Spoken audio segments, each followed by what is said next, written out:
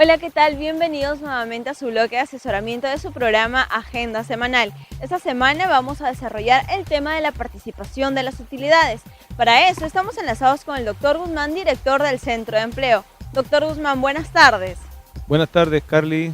Nuevamente a tus órdenes para las preguntas del tema que hoy día vamos a exponer. Doctor, ¿qué le parece si nos aclara un poco el tema de qué entendemos por participación de utilidades, a quiénes se le reparten las utilidades y quiénes no? Bueno, en principio, las utilidades es un derecho que está reconocido en el artículo 29 de la Constitución Política del Perú y regulado por ley propia que establece los mecanismos de cómo es que se debe repartir este beneficio laboral. Tiene por objeto que los trabajadores accedan a este beneficio en función a que las empresas obviamente obtengan las utilidades. Las empresas que están obligadas son del régimen de la actividad privada en forma muy específica, y aquellas también que cuentan con más de 20 trabajadores, aquellas que desarrollan actividades generadoras de renta de tercera categoría y aquellas que al terminar el año se hayan generado las utilidades para poder ser repartidas. Quienes no están comprendidas son las empresas autogestionarias, las cooperativas, las empresas individuales, las sociedades civiles y en general todas aquellas empresas que no tengan más de 20 trabajadores. De repente las personas que quieren hacer un cálculo para determinar cuántas personas hay en su empresa y así saber a cuántas personas se le puede repartir las utilidades, ¿cuál sería este método? Bueno, el cálculo para determinar el número de los trabajadores se toma en cuenta los trabajadores de cada mes, con cuántos trabajadores ha cerrado cada mes. Luego de ello se suman todos los que corresponden a los 12 meses del año y se dividen. Se dividen de tal manera que si el promedio resulta mayor a 20 trabajadores, estaremos hablando de una empresa que está obligada a repartir utilidades. Repito, siempre y cuando se produzcan estas utilidades. Pero si es que el promedio de trabajadores resulta que es menor a 20 trabajadores, aún teniendo utilidades, no estaría obligado a repartirlas, más allá de un acto de liberalidad que el empleador sí lo puede hacer porque quiere gratificar, quiere corresponder a sus trabajadores por haberles apoyado en generar esta riqueza.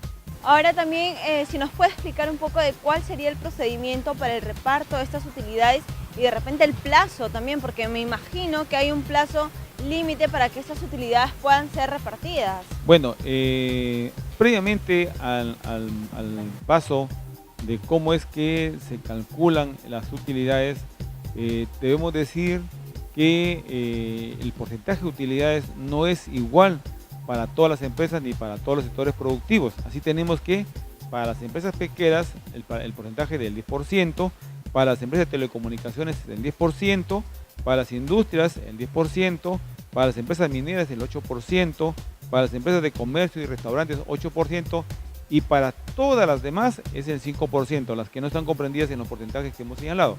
Luego, en cuanto a la forma del procedimiento para el reparto de utilidades, hay dos aspectos que hay que tener en cuenta. Se calcula en función al número de trabajadores y se calcula en función a las utilidades obtenidas. Esto a razón de un 50% para ambos casos. En el caso de los trabajadores se calcula el 50% dividiendo las utilidades que se obtengan de acuerdo al porcentaje que correspondan entre la suma de los días efectivos laborados por todos los trabajadores. Se obtiene un factor. Luego, en el caso de las utilidades, se obtiene dividiendo el 50% de las utilidades que correspondan según porcentaje entre la suma total de las remuneraciones. En el primer aspecto, el factor es los días laborados y en el segundo aspecto es el total de remuneraciones. ¿Cuándo se paga? Se paga en la fecha en que se hace la declaración jurada del impuesto a la renta, es decir, a partir del 30 de marzo que se presentan, ya están obligadas durante el mes de abril a pagar estas utilidades. Al momento de que el empleador le haga la entrega al trabajador de estas utilidades, ¿tienen que firmar algún documento para que certifique ya que todo está en orden? ¿Y qué pasa con los trabajadores que por A o B motivos han sufrido accidentes o no están perenne en el trabajo, ¿también reciben utilidades o qué es lo que pasa con ellos? Bueno, en principio se debe entregar un documento que acredite la forma de cálculo de cómo es que se ha llegado a las utilidades que le van a dar al trabajador. Por un lado, justamente con ese fin, para que el trabajador pueda revisar. Luego, este documento va a servir para acreditar que se ha hecho el pago correspondiente y como mínimo este documento debe contener pues datos básicos como el nombre de la empresa, nombre del trabajador, remuneración percibida, las utilidades que se han percibido en el año y el procedimiento de cálculo al cual se ha llegado en el monto que se ha determinado. De tal forma de que eso le va a permitir al trabajador revisarlo y si viera que no corresponde, pues hacer la reclamación correspondiente. Respecto al trabajador que ha sufrido un accidente, se toma en cuenta como días trabajados, siempre y cuando el trabajador acredite con los certificados médicos correspondientes. Y así hemos llegado al final de este bloque de asesoramiento, doctor Guzmán. Mis agradecimientos por acompañarnos cada sábado.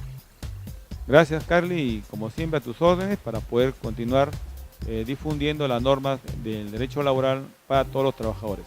Gracias. Y bien, conmigo será hasta la próxima semana. Giancarlo, te doy pase al estudio.